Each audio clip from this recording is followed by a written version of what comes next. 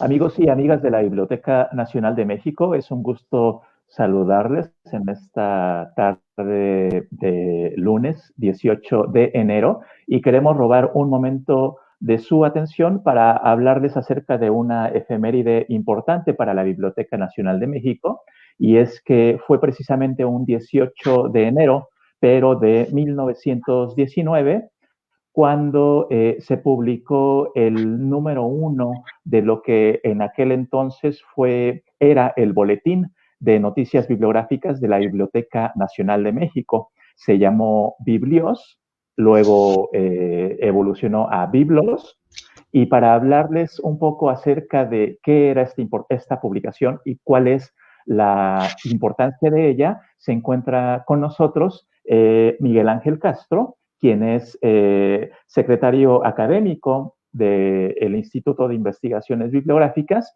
y quien es también uno de los principales conocedores de la historia de esta publicación. Él se encargó de elaborar la edición moderna de una de las secciones de esta publicación, que era una sección que consistía en biografías de escritores mexicanos importantes de aquella época. Esa edición la elaboró junto con Luis Mario Schneider y Guadalupe Curiel.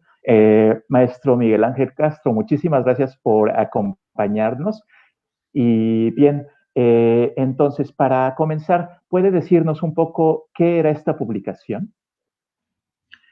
Con mucho gusto, estimado Cuauhtémoc. Buenas tardes y saludos a quienes nos acompañan. Sí, como ya me hizo favor de presentarme el maestro Cuauhtémoc Padilla, soy Miguel Ángel Castro. Actualmente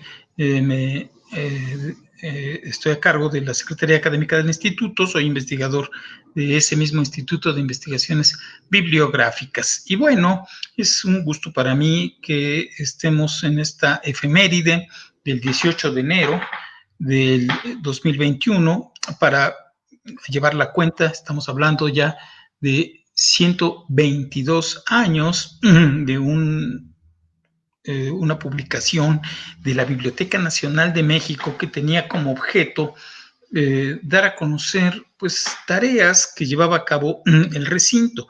Recordemos que el año 19 pues estábamos todavía bajo la presidencia de Venustiano Carranza, y el director de nuestra Biblioteca Nacional pues era curiosamente un médico homeópata, el señor médico Agustín García Figueroa, de origen toluqueño.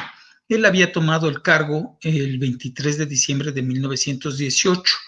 Esto quiere decir que muy pronto se puso a trabajar y dijo, bueno, la Biblioteca Nacional, pues como muchas instituciones, había recibido los embates o las consecuencias de la crisis que se encontraba el país por la revolución. De modo que había que emprender trabajos urgentes para retomarla. La falta de una dirección estable, pues había afectado los trabajos de la biblioteca y había interrumpido la publicación de su boletín de la Biblioteca Nacional, que era la publicación regular que en su momento comenzó a editar José María Vigil. Cuando era director de la biblioteca, ya pues en el Porfiriato, él había concebido la necesidad de que tuviera un órgano de difusión la Biblioteca Nacional, como toda biblioteca que se respetara claramente. Pero, y si bien ese boletín empezó a publicarse, él muere en 1909, en lo que se determinaba quién llegaba a la dirección. Uno de los directores que se interesó por ese boletín fue Luis G. Urbina, pero bueno, duró en el cargo poco más de un año y no logró sacarlo. Finalmente, bueno, para 1918, cuando está ahí Agustín García Figueroa, dice, pues necesitamos una publicación que sea accesible, y como no había muchos recursos, conciben a Biblios, usando la palabra griega, ya saben ustedes, que significa libro, para hacer este boletín de la Biblioteca Nacional de México. Y después, fíjense, del 23 de diciembre al 18 de enero, es decir, en un mes, lo concibe, y gracias a la participación de un muy joven Francisco Monterde, empieza a animarse este órgano de difusión muy modesto, porque tenía unas cuantas páginas. Sí, en el número 1 del que hoy festejamos, el 18 de enero de 1919, aparece el motivo y el prospecto de la publicación.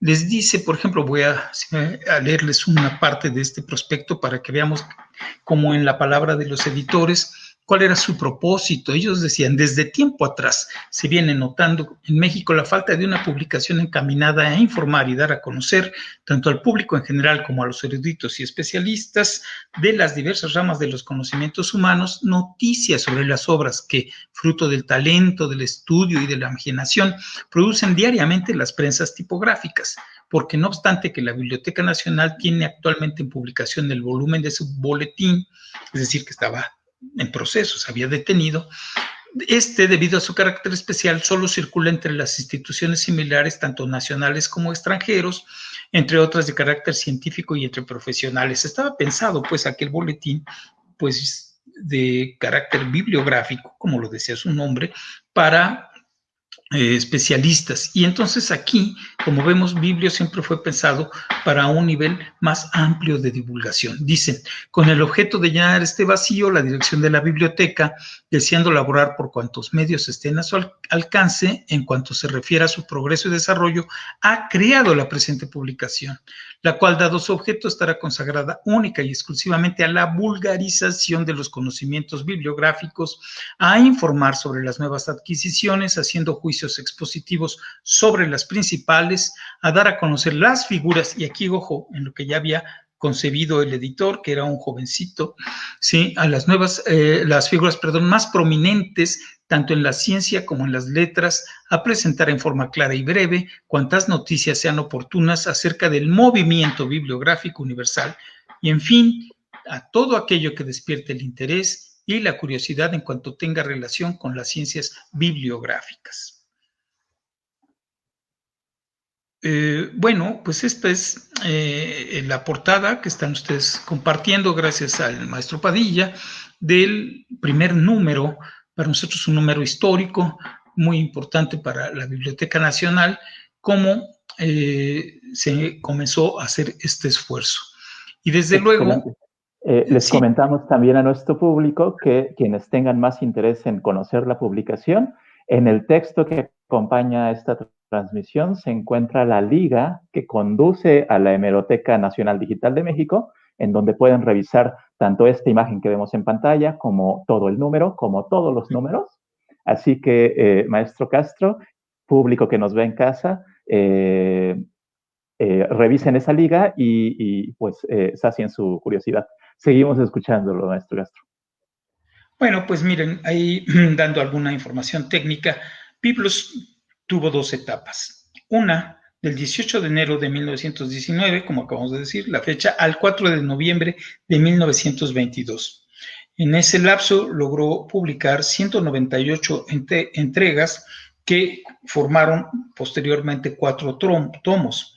El primero hasta el 27 de diciembre de 1919, que llegó hasta el número 50, el segundo del 8 de enero de 20 hasta el 25 de diciembre de ese año, es decir, casi fue anual, comprendiendo cuadernos que van del 102 al 154. Y el cuarto y último, del 7 de enero de 1922 al 4 de noviembre, con números que van del 155 al 198. Es decir, tenemos una publicación que alcanzó a publicar 198 números. Cada entrega, háganle cuenta de ustedes que una cosa que podría resultar curiosa es que, como ustedes recordarán, la Biblioteca Nacional se encontraba en San Agustín, en el extemplo de San Agustín, actualmente República de Uruguay e Isabel la Católica. Ahí está todavía el edificio, que, por cierto, pronto la universidad va a rehabilitar como un museo y donde la biblioteca tendrá nuevamente algún espacio. Pero imaginemos a los habitantes de la Ciudad de México de aquellos años y de muchos años después que pasaban enfrente de la Biblioteca Nacional y que, a pesar de que el edificio ya había sido despojado, al menos esa había sido la intención de los arquitectos que hicieron su transformación de templo a biblioteca, que no tuviera el aspecto de un templo, que fuera un edificio laico. Sin embargo, vean ustedes que tal vez su propósito no consiguió para todos los habitantes de la ciudad esa idea, porque contaban algunos años después que la gente que pasaba enfrente de la biblioteca de San Agustín, pues como todavía se conservaba ahí la figura de San Agustín en la portada, en la entrada principal, pues unos hasta se persinaban pensando que seguía siendo un templo. Y entonces al entrar y les distribuían la hojita de Biblios, pues parecía que era una hoja religiosa o dominical, ¿verdad? ¿Cuál sería su sorpresa? Que pues no, lo que se encontraban es que era un documento que hablaba de información bibliográfica. Y sobre todo porque imaginemos, cada entrega era solo una hojita que se doblaba a la mitad, por eso consta de 4 páginas, de medio tabloide. Y entonces lo que hizo el editor, pues con el fin de hacerlo coleccionable, dejó una numeración corrida, de modo que el interesado los pudiera guardar y coleccionar. Fue muy regular, eso es importante decirlo, porque no era fácil que una publicación se mantuviera regularmente y menos con los recursos tan escasos. No obstante, apareció prácticamente todos los sábados de esos 3 años, ¿sí? Sin faltar una semana. Digamos que durante 45 meses fue un órgano de difusión de la Biblioteca Nacional. Naturalmente era gratuito, ¿sí? Sus editores, bueno, pues eran imprentas, digamos, más o menos modestas, las tenemos bien identificadas, que pues hacían los trabajos de edición, de impresión, mejor dicho. Excelente. Y ahora que comienza usted a hablarnos acerca de las personas que estaban involucradas en la elaboración de Biblos, algo nos comentó de paso al comienzo acerca de un importante personaje que es Francisco Monterde. ¿Puede hablarnos un poquito más acerca de quién fue Francisco Monterde y cuál fue su participación dentro de Biblos? Con mucho gusto. Bueno, aprovecharé para hablar, sí, de don Francisco Monterde, que después fue profesor de nuestra Facultad de Filosofía y Letras, estuvo a cargo de varias empresas, incluso en el Centro de Enseñanza para Extranjeros, varias entidades universitarias, y también estaba en el Centro Mexicano de Escritores. Él fue toda una institución de nuestras letras a lo largo del siglo XX. ¿Sí? Su bibliografía es impresionante. Pero yo quisiera también hacer mención para que comprendamos un poquito más del contexto la situación de los directores de la biblioteca. Agustín García Figueroa, como les mencionaba, fue el que llegó en diciembre del 18 a la dirección, pero murió en el cargo a menos de un año, en octubre del 1919, falleció siendo director. Por lo tanto, como fue una muerte que no se esperaba, quedó acéfala durante unos 3 o 4 meses la Biblioteca Nacional. Y en ese momento, cuando es reemplazado por Agustín R. Ortiz, Biblios, que era el nombre original, o sea, pasó a ser Biblos. Por eso ya con el paso del tiempo el nombre que se quedó fue Biblos y no Biblios, como la palabra griega, que fue la que se usó en el título unos meses. Bueno, el cambio de director llevó también un poco la adaptación ya a la raíz Biblos, como quedó identificado el boletín. Bueno, pues tampoco duró mucho el señor Ortiz como director, pues solamente estuvo un poco más de 2 meses, 62, 63 días, y el 10 de mayo de 1920 lo sustituye Vicente Garrido Alfaro, ¿sí? Y que va a ser sustituido muy pronto también, en unos cuantos meses, por Manuel Mestre Gigliazza, ¿sí? Que ya logra mayor estabilidad va de la mano con el fin de la revolución, y ya él sí permanece como director hasta 1926. De modo que este contexto, este cambio de cabezas, de directivos, pues naturalmente afectaban las actividades de la Biblioteca Nacional. Pero bueno, aquí en un principio, cuando Luis Mario Schneider empezó a plantear la necesidad entre 1997 y 98 de hacer un índice de biblos y recuperar a la publicación, porque había quedado un poco en el olvido. Como eran hojas tan pequeñas, pues no había colecciones completas. Sin embargo, logró reunirse una por iniciativa de Luis Mario Schneider, y él en ese momento estaba pues reuniendo las noticias, porque la mayor parte de los artículos aparecieron sin firma. Como era un boletín tan molesto, pues quienes colaboraban no firmaban sus textos o sus colaboraciones. De modo que Luis Mario Schneider, cuando empezó este proyecto, él tenía la intención de hacer un índice nada más y de dar algunos créditos. Poco a poco lo convencimos y yo logré que aceptara que en el proyecto se reprodujera lo que finalmente vino a ser el prestigio del boletín, que es nada más y nada menos que la sección de bibliografías y biografías de escritores mexicanos contemporáneos, y que fue iniciativa del que firmaba entonces Francisco M. García. Por eso en un principio en la investigación pues pensábamos que ese Francisco M. García era un empleado más de la Biblioteca Nacional. Gracias a que el propio Monterde, ya cuando estaba escribiendo pues algunos textos memorísticos, recordó su paso por la Biblioteca Nacional.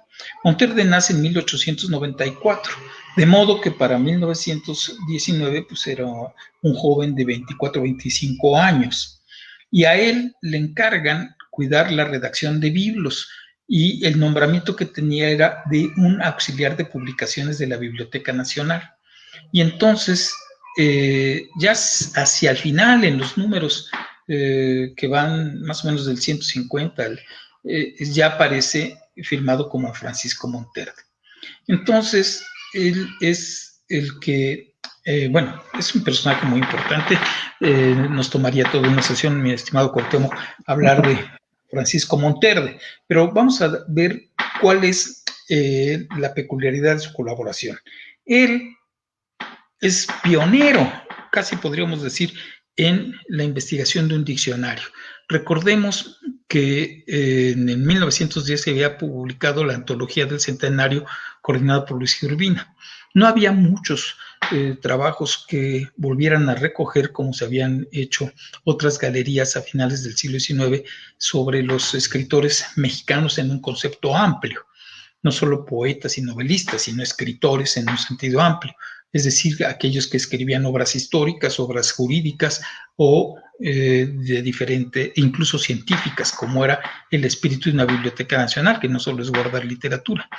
Entonces, él concibe, vamos a llamarle así, un método o estrategia para hacer estas biografías de escritores. Se le ocurre enviarle a cada uno de los que en aquel momento eran la inteligencia, vamos a decir así, o los escritores más reconocidos de nuestro país, una especie de guión que tenían que responder. Y al final de ese guión, como se trataba de un boletín bibliográfico, la novedad es que les solicitaba que incluyeran la lista de obras que hasta ese momento habían publicado. Y eso era muy importante, porque la Biblioteca Nacional, y no había tampoco otras instituciones que guardaran la obra de esos personajes, ¿sí? Entonces logró reunir noticias de obras que incluso algunas de ellas no las encontramos, porque los escritores, cuando le mandaban su hojita de regreso para que fuera publicada por la Biblioteca Nacional, pues a veces mencionaban obras que yo me imagino estaban en la imprenta o estaban pensadas por ellos y no las habían todavía sacado a la luz, o tal vez eran proyectos. Y en otros casos, tal vez sí eran obras que circularon, pero de las cuales no es fácil encontrar ejemplares. De modo que la información que él reúne y que en su momento era útil para que el lector de su tiempo conociera el quién era quién en las letras y en general en la cultura escrita, se convirtió después en un documento muy valioso. Incluso el primer diccionario de escritores mexicanos de 1967 que hace la UNAM con María del Carmen Millán, reconoce que una de sus fuentes principales para identificar a sus escritores fue nada más y nada menos que Biblos.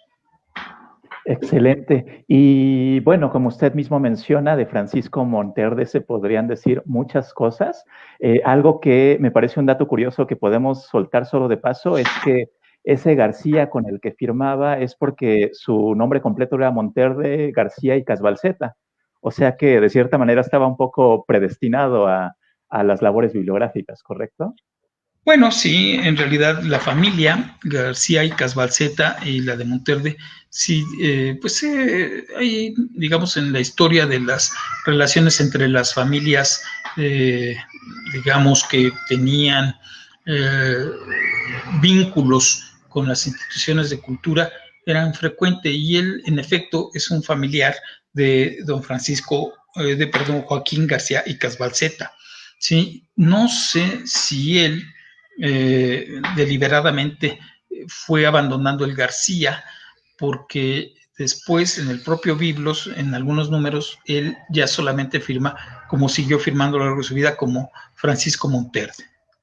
Como era un hombre bajito de estatura, un poco menudo, según lo describen, y lo podemos ver en algunas fotografías ya que tenemos en la Biblioteca Nacional, cuando estaba en el Centro Mexicano de Escritores y en la Academia Mexicana de la Lengua, era un hombre de baja estatura, muy finito, incluso por eso muchos de manera familiar, desde luego gente que tenía trato con él decía, don Panchito, ¿verdad?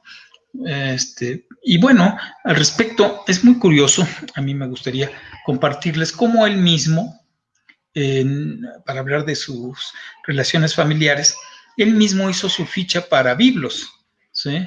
Y aunque era sumamente joven, en la ficha que publicó el 1 de enero de 1921, y que me gusta que la veamos porque estamos hablando de una ficha que fue publicada en el número de prácticamente hace 100 años y días, ¿no? Porque apareció el 1 de enero de 1921. Y si hay tiempo, estimado maestro Padilla, lo escuchamos, sería un placer escuchar cómo Monterde describía a Monterde. Exactamente. Y su propia foto, que él ahorita se las muestro, porque esa es otra cosa que estaba a punto de omitir. Otra novedad de la galería es que logró que para la época también cada escritor le enviara una foto. Para nosotros fue muy complicado porque las fotos pues, no quedaron en Biblos, pero con muy mala calidad.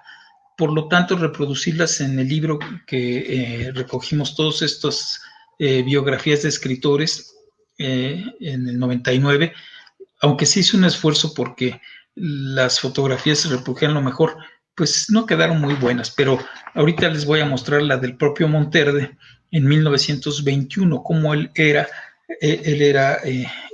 teniendo en ese momento, pues sí, ya unos 27 años.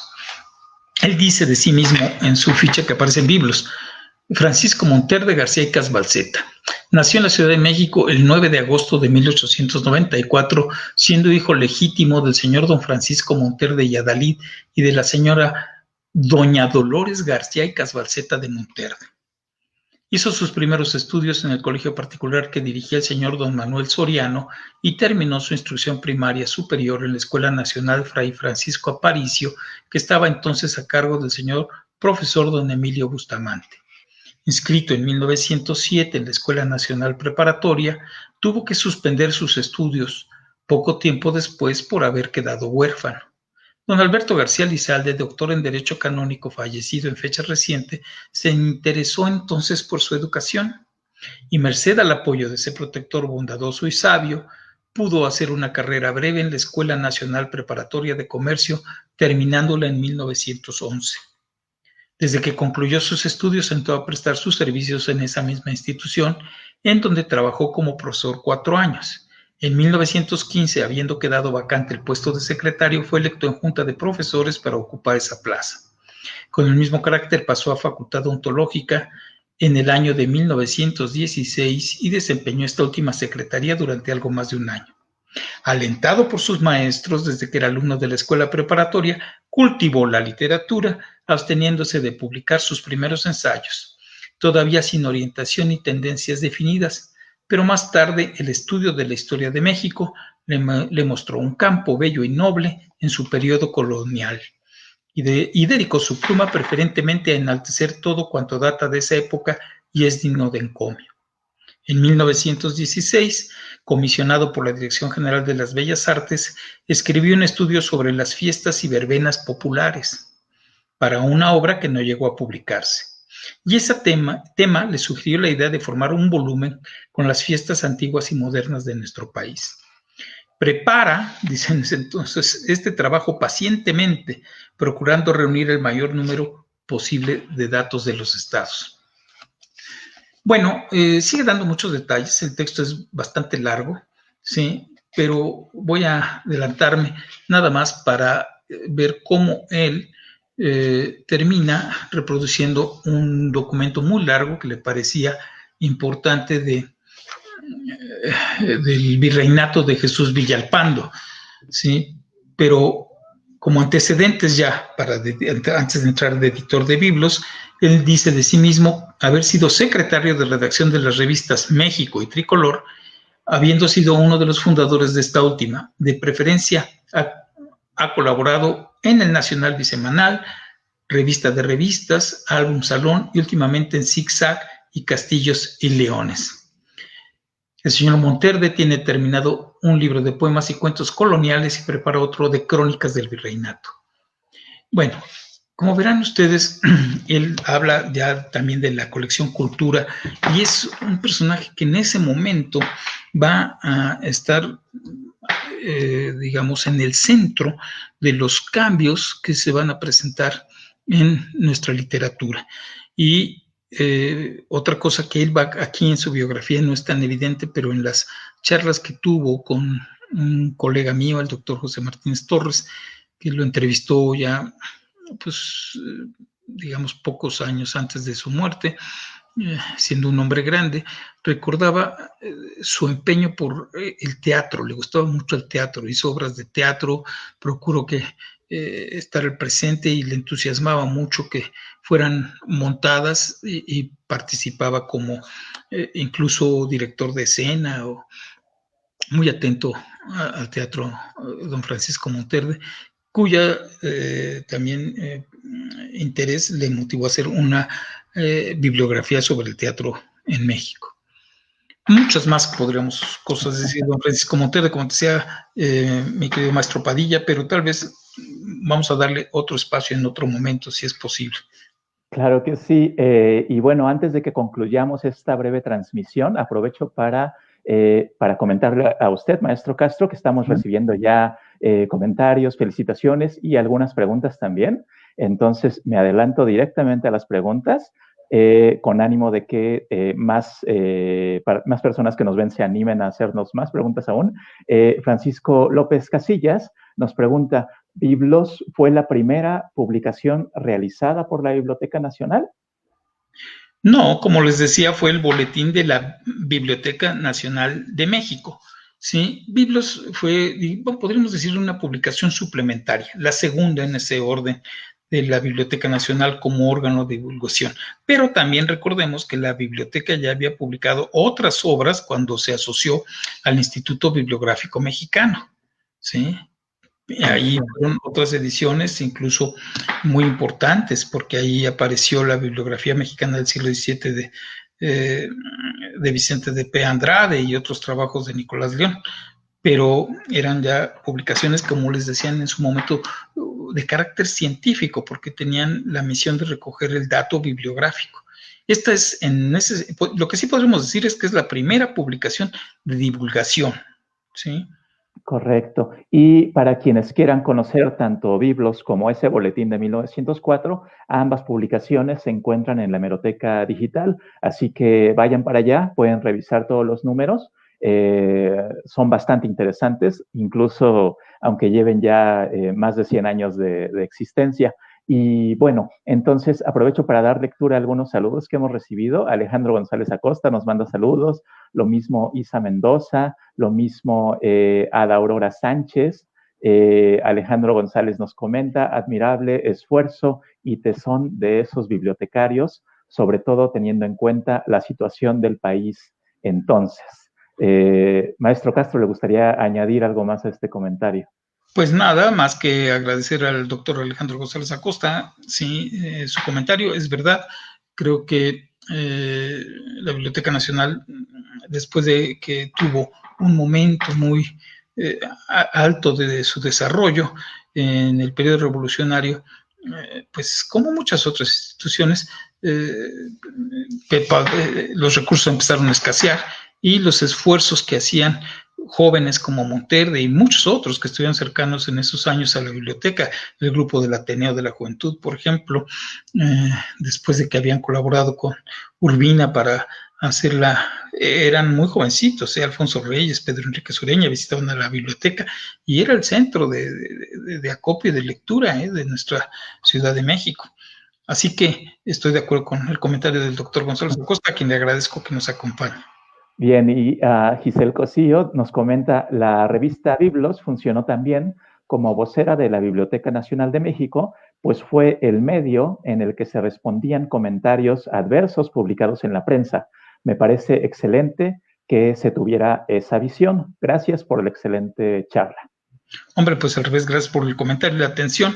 Es cierto, era necesario pues que la institución mantuviera informada, por ejemplo, un aspecto que siempre forma parte de la vida de estas instituciones, que es dar cuenta de las adquisiciones que recibe el depósito legal, y por eso una sección, bueno, ahorita nada la pudimos proyectar y hoy me concreté a hablarle sobre todo de las biografías de escritores que aparecieron en Biblos, pero la lista de adquisiciones es muy importante porque tenía dos fines: hacerle ver a los editores que sus obras estaban llegando, se estaban incorporando al acervo, y que al público interesado, pues que esa obra, en lugar de tenerla que ir a comprar o si era de difícil acceso, pues podía ir a la biblioteca para consultarla.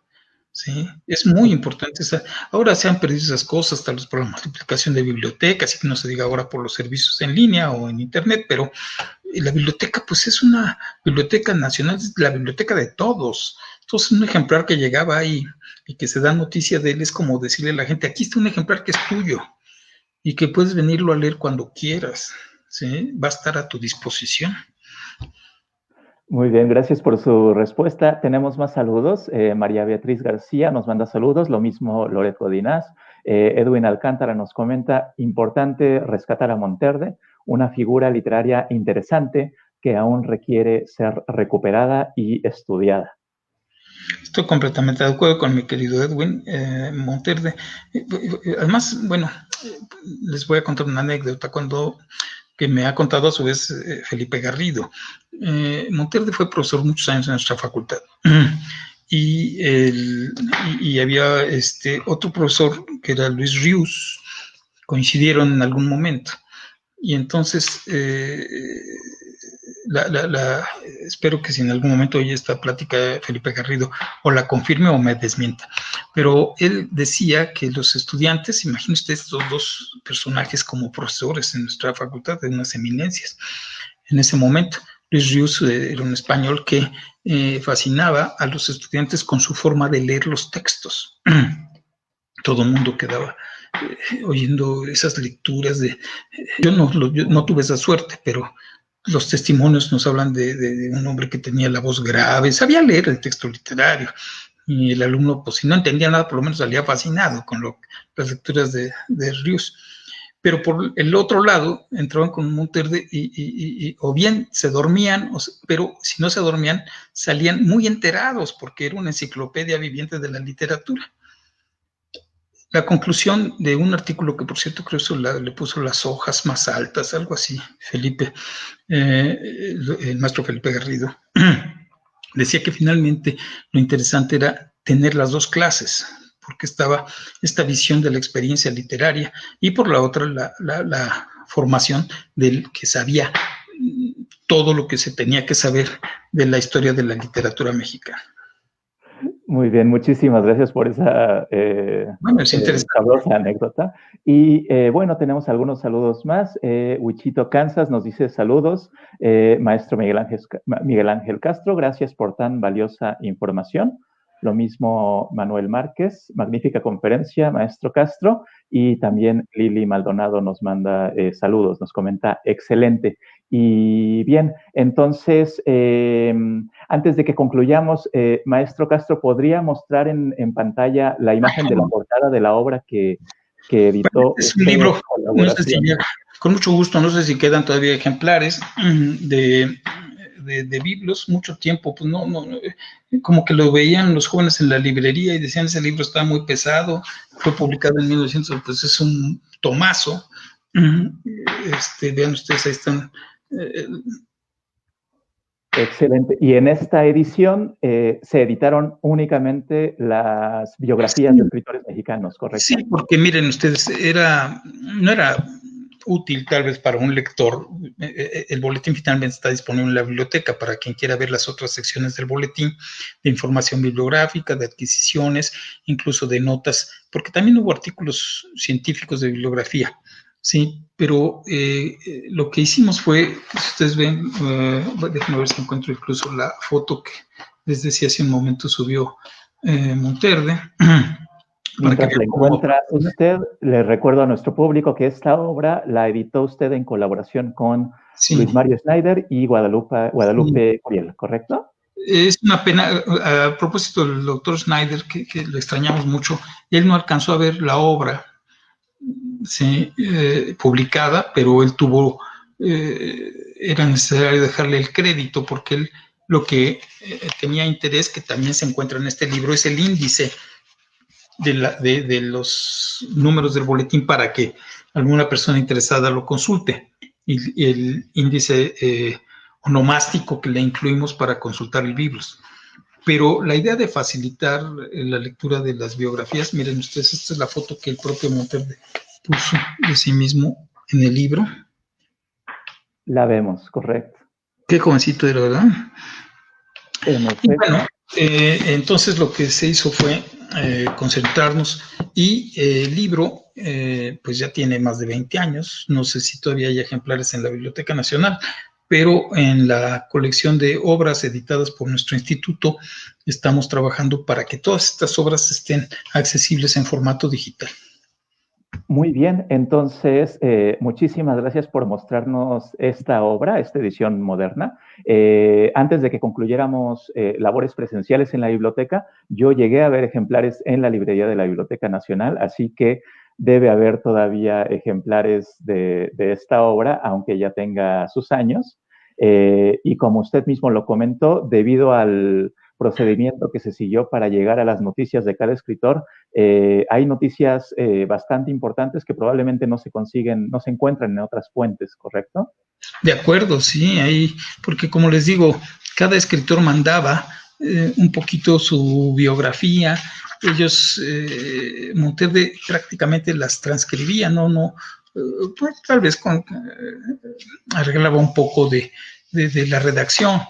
Aquí está, por ejemplo, si uno se imagina la de Antonio Caso, su foto, que me gusta mucho, incluso elegían párrafos que les gustaban, ¿no? Entonces, o hacía citas, por ejemplo, en la de Caso, lo que hizo Higuinis, aparte de recoger lo que Caso dijo de él, eran citas que hacían otros colegas de sí mismos. Pero miren, si lo pueden observar, la novedad era la bibliografía que venía al final de cada registro, ¿sí? Aquí donde está la bibliografía que hasta ese momento había publicado Antonio Caso, ¿sí? Entonces, esa parte de la bibliografía fue una aportación, es decir, era un registro del escritor muy completo, su biografía, su retratito, ¿sí? Un comentario sobre ya el lugar que tenían las letras hecho por él mismo o por un colega y la parte final, la bibliografía. ¿Sí? Excelente. Era una ficha muy completa. Así es, y de escritores que ahora son clásicos y que en ese momento eran bastante jóvenes, la mayoría.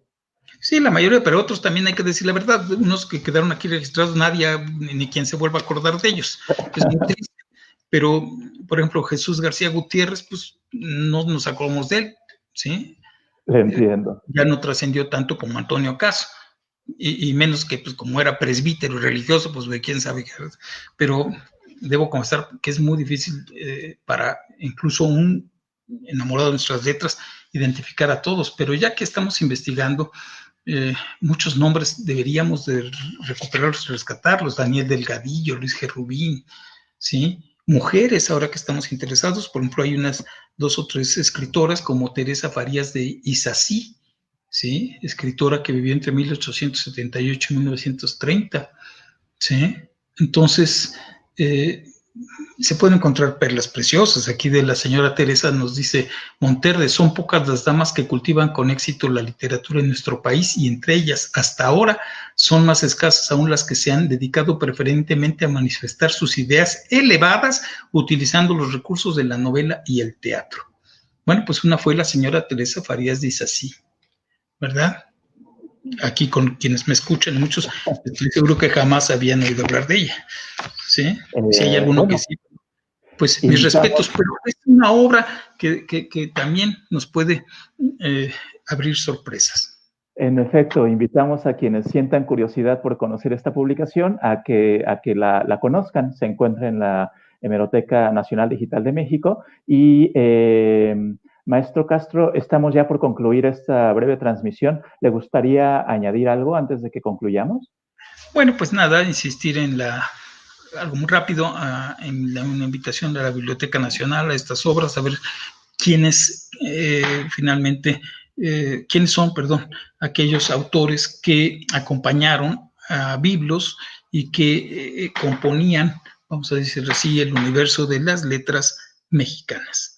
Es una publicación que hoy estamos en su efeméride y que pues nosotros esperamos que siga teniendo vida como muchas otras publicaciones que se guardan en el acervo nacional. Esperemos que así sea. Y bueno, entonces, hoy que es 18 de enero, elaboramos esta breve transmisión para invitar a nuestro público a conocer Biblos o Biblios, una publicación que comenzó a publicarse un 18 de enero, pero de 1919, y que pueden encontrar en la Hemeroteca Nacional Digital de México. Si quieren conocerla, revisen la descripción que acompaña a esta transmisión. Ahí encuentran ustedes la liga que conduce a la Hemeroteca Nacional Digital de México, para que conozcan esta fascinante publicación. Biblos, que era un boletín de la Biblioteca Nacional de México, que comenzó a publicarse un 18 de enero de 1919. Y bueno, entonces agradezco a Miguel Ángel Castro, quien nos habló un poco al respecto. Él es un importante conocedor de esta publicación. Él editó, junto con Luis Mario Snyder y Guadalupe Curiel, una selección de los textos de biografías de escritores mexicanos que se publicaron originalmente en Biblos. Y actualmente es secretario académico del Instituto de Investigaciones Bibliográficas. Entonces, le damos las gracias por sus palabras y le damos las gracias a todo nuestro público por habernos escuchado. Bien, muchas gracias entonces y muy buenas noches. Buenas noches, gracias a todos.